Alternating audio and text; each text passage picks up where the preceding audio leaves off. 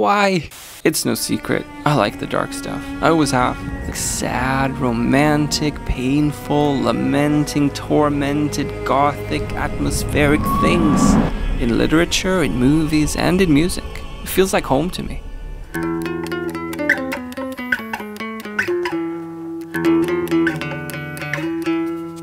My wife has said to me many times how surprised she is by how dark and how ominous my music tends to be, given how I am in real life. But to me, that's just what sounds and feels right. I'm following my ears to where things get interesting. Naturally, with this inclination, I have thought about scales and intervals, and I always look for dark and interesting sounds. And it got me thinking, let's explore some of them together. Because if you clicked on this video, you're probably at least a little interested in learning how to write darker sounding music or sections. So today, let's dive deeper. Let's introduce more sounds. Now, dark is of course subjective to a degree, but I've decided to include 4 scales in today's video. Obviously, there are way more scales out there, but these are 4 of my favorite scales when looking to write something dark, mysterious, sad, melancholic, or even ominous. So here are 4 of the most awesome, darkest scales that I'm aware of.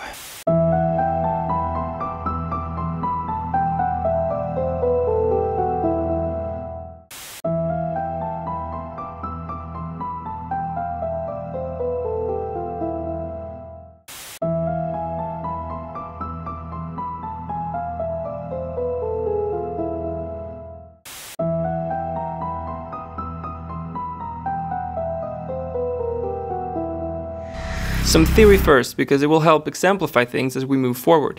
Here we can see the 4 scales and where they differ. For example, they all share the 5th and the flat 6th. Most of them share the minor 3rd and the flat 7th. So let's start with this. Let's use some of this information right now, and then we can get back to more of the theory later. Let's try to write a little riff utilizing the shared notes of the scales. It's also important to point out, I think, that everything I'm going to talk about today applies to any genre of music. I just happen to play guitar, and I like rock and metal, so there's that. But the information is just as relevant if you make beats, or hip-hop, or pop, or dop, or pop and lock, or whatever kind of music you make. Anyway, the riff goes something like this.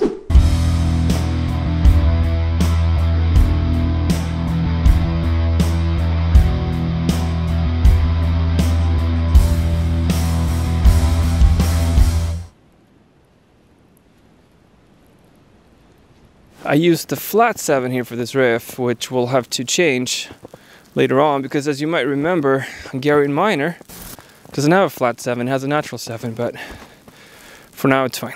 So to get a feel for each of the scales, let's use our, shall we say, neutral example or our common ground, but let's color it differently each time to get a feel for each scale, and pay extra attention to the half steps, because that's where a lot of the scales get their flavor and their taste and their true color. Let's begin with Aeolian.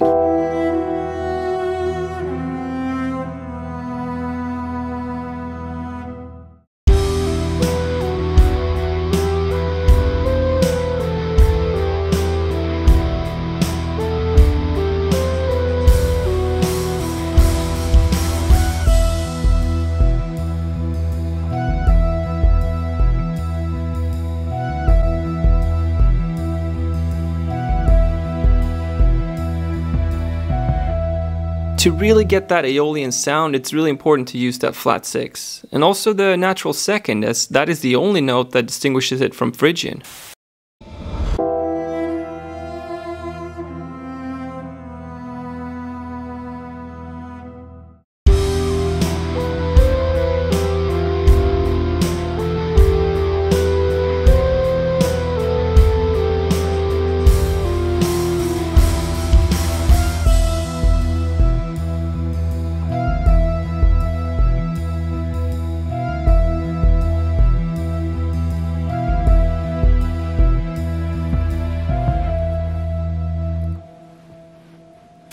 To really get that Phrygian sound, it's important to establish that we're in minor and also to go from the flat second to the tonic. That's how we really bring out the Phrygian sound, in my opinion. Also, Phrygian has a cousin, a very interesting one at that, so let me introduce you guys.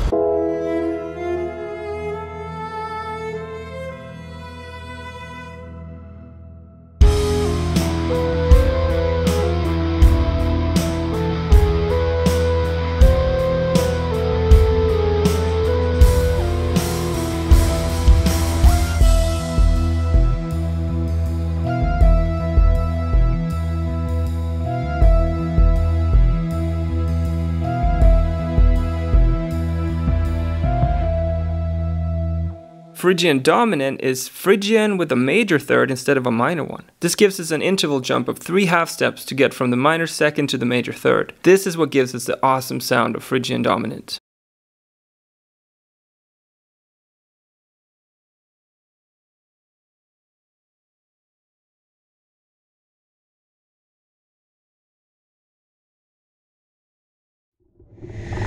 Which brings me to my last one.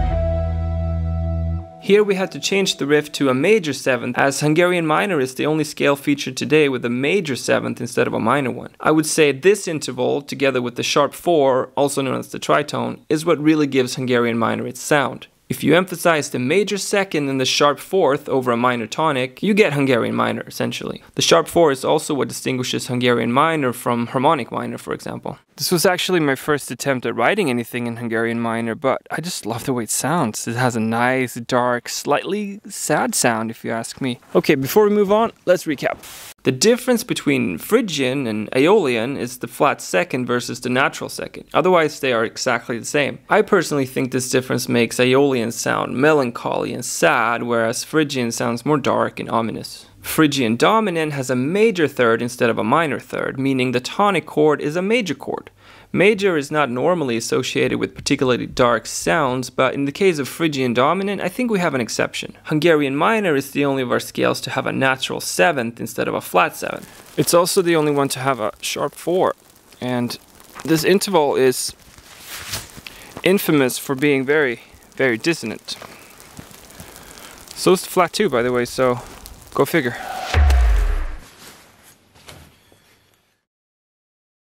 Now, another way to get a feel for these sounds and these scales is to play around with the intervals over a pedal tone. And this works especially well if you're a guitar player. So let's do that next, just to get a better feel for each scale and its color. I'll keep things very simple. I will not add any other harmonic content other than the intervals, and hopefully this will showcase the important half steps of each scale.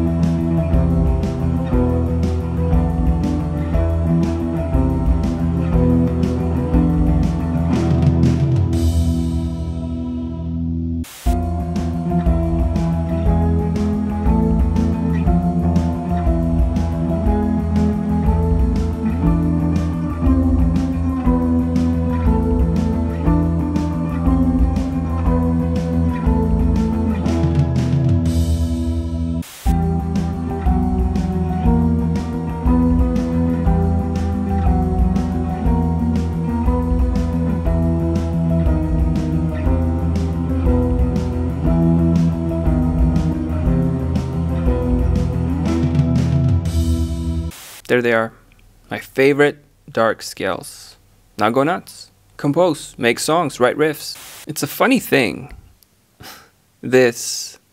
I found myself making more and more of these teaching videos lately, and it kind of begs the question, in my mind anyway, what gives me the audacity to try to teach music when I keep insisting that I'm such a bad musician myself? How does that even make sense? And the truth is, complicated, or nuanced is maybe a better word. I want to share the things that I have learned that have helped me in the way that they made sense to me when they finally did, specifically because I'm such a hopeless case. I tell myself that if someone like me can write songs thanks to this stuff, it must have some value to others as well, because I can't be the only one. Another important aspect of this is also that I share what I know so that you, out there, can use whatever you find interesting and relevant and go on to make better stuff than I could ever dream of making. Because if this information has been helpful to me, I can't imagine what it could do in the hands of real talent. And I love that idea. So that's my answer to a question you didn't even ask. That's why I do this stuff. And sometimes I get some nice feedback. And as long as I'm helping someone, I'll keep doing it. I'm having a blast too. But that's it for now. The video's over. Bye.